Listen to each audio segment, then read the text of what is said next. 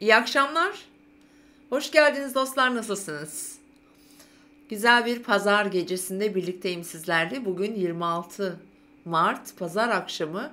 Yarın 27 Mart pazartesi günü yeni haftaya başlıyoruz. Yeni haftaya da oldukça heyecanlı, iddialı başlıyoruz. Şöyle yeni haftada çok beklemeyin. Düzen, istikrar, böyle her şey yerli yerinde gidecek, düzenli gidecek diye beklemeyin. Çünkü heyecanlı. Her an her şeyin değişebileceği bir haftaya giriyoruz. Uranüs ve Venüs'ün kavuşumda olacağı bir hafta ortasına itibaren daha çok güçlü. Aslında Cuma günü kavuşacak ama etkileri ya yavaş yavaş ilerleyecek sevgili dostlar. Şimdi öyle enteresan günlerden geçiyoruz ki enerjiler çok karmakarışık. Gökyüzünde gezegenlerin böyle ağır geçişleri, gezegenlerin sıralaması ve bir devir dair ve hem ekolojik dengeyi hem enerjisel dengeyi inanılmaz derecede etkileyen böyle çok güçlü manyetik enerjilerin olduğu günlerdeyiz. Dolayısıyla her şey böyle bir beklediğimiz gibi değil de sıra dışı gelişiyor. Ve dolayısıyla gündemimizde olan her konu bu bizim kendi hayatlarımız aynı şekilde ve gündemlerin işte zaten dünya üzerinde de görüyorsunuz yani o kadar böyle bir kaos, bir belirsizlik, enteresan, garip olaylar gerçekten belirginleşiyor ki hem ekonomi anlamında işte gerek siyasal anlamda politik anlamda özellikle dünya üzerinde de dengelerin inanılmaz değiştiği günlerden geçiyoruz.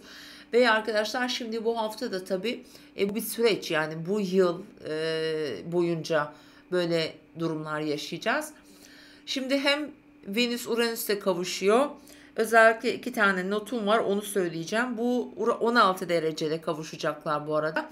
16 derecede 2022 yılında da yine böyle benzer yine Boğa burcundaki Uranüs'le ilgili tutulmalar yaşadık. Şimdi 8 Kasım'da mesela bir tutulma yaşamıştık. Ay tutulması. O da 16 derece Boğa burcundaydı ve Uranüs'le dizilim halindeydi. Dolayısıyla hatırlayın 22 Kasım'a gidin biraz ekonomiyle ilgili, parayla ilgili konularda enteresan gelişmeler yaşamıştık. Ve yine 16 derecede bir dolunay yaşadık. O yakın süreçte 5 Şubat'ta yaşamıştık onu. O Aslan burcundaydı. Yine o da 16 derece. Yani 16 derecede bu defa da Venüs'te kavuşuyor. Şimdi böyle benzer etkiler yapabilir. Benzer etkiler derken en fazla aslında boğa parayı temsil eder. Uranüs tabii ki burada belirsizlikleri getirir. Venüs temel olarak aslında hem parayı hem ilişkileri, aşkı sembolize eden bir gezegen. Aslında bunlarla ilgili bütün temaları bekleyebiliriz. Yani sadece olumsuz düşünmeyin bunu. Ve hafta boyunca da bunun etkilerini yaşayacağız ama en güçlü Cuma günü yaşayabiliriz. Şimdi ben pazartesi günü anlatacağım ama bunu en baştan söylemek istedim. Bu arada Perşembe ayın 30'u oluyor. 31'i Cuma ve bu kavuşum tam olarak Cuma gününe geçtiğimizde aslında 30 Mart Perşembe günü daha etkili olacak. Yalnız bu hafta yine etkili olacak önemli bir olumlu yerleşimimiz de var.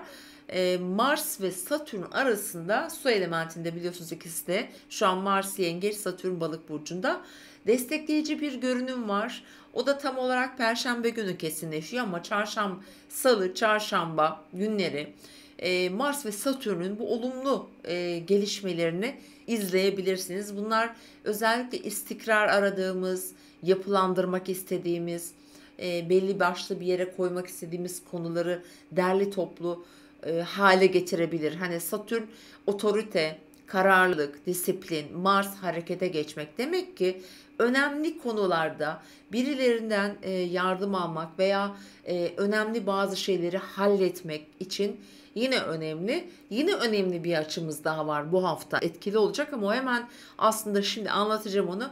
Pazartesi, Salı günü en güçlü etkili olacak.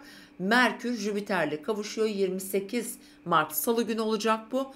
Ancak şimdi pazartesi günden başlayarak bunu kullanın lütfen. Özellikle Merkür Jüpiter kavuştuğunda çok güçlü kavuşumlardır. Özellikle Merkür neydi? bu arada Koç burcundalar. Düşüncelerimizi, fikirlerimizi çok daha büyük projeksiyonda yansıtabiliriz. Bunlar önemli fikirler, değişik projeler, mesela önemli, kendimizi ifade edecek çok ciddi projelere imza atabiliriz, konulara. Bilgi aktarımı, paylaşım yapmak için harikadır. Şimdi pazartesi günü Ay İkizler Burcu'nda sevgili dostlar. Yine bilgi trafiği, iletişim trafiğinin güçlü olduğu ve biraz böyle seyahatler, yine eğitim, öğrenim, yine politikayla, siyasetle ilgili gündemlerin olacağı. İkizler Burcu temel olarak biraz hem pratik düşünmeyi, hızlı düşünmeyi, birden fazla konuyla ilgilenmeyi de işaret ettiği için ve bugün aslında bolca da açısı var. Dolayısıyla bugün bu Jüpiter ve Merkür'ün salı günü bu arada sabah 08.50'de kavuşacak ama bugün bunu kullanabilirsiniz sevgili dostlar.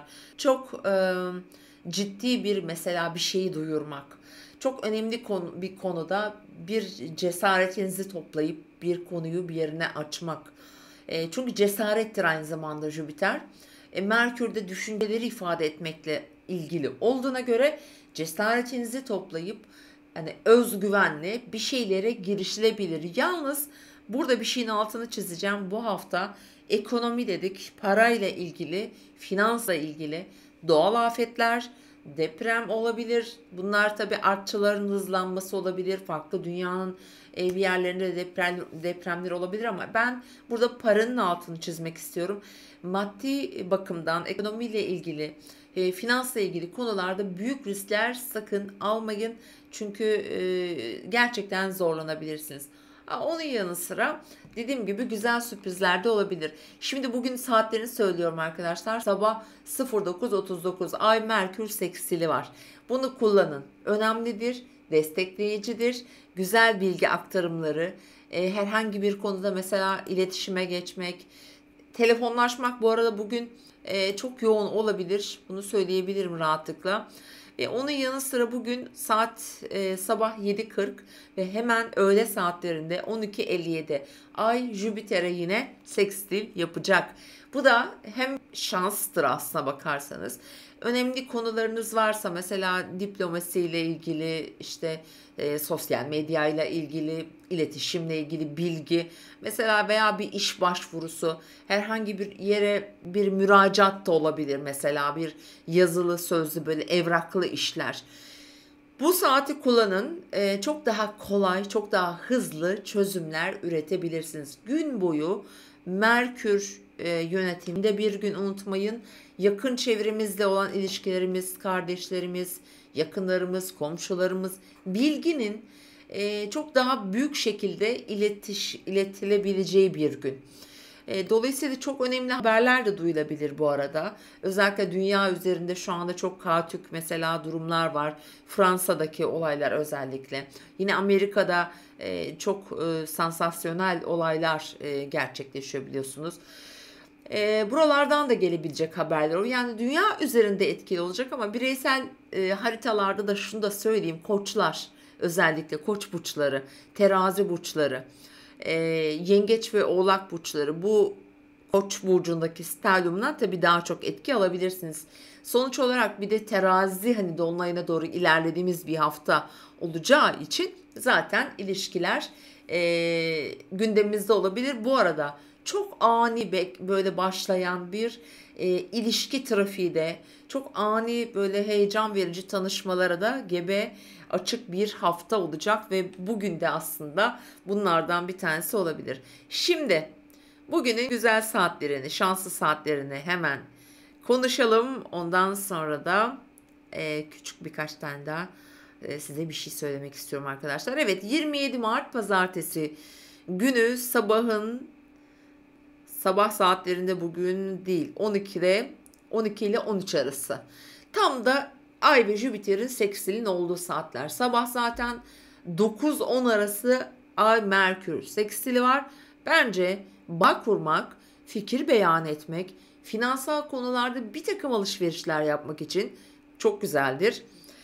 Diğer saat 19.14, 20-12 arasında gece saatlerine doğru ilerleyen saatlerde yine bilgi trafiği daha çok olabilir. Özellikle saat böyle 21 sıralarında bir takım ailevi konuları konuşabilirsiniz.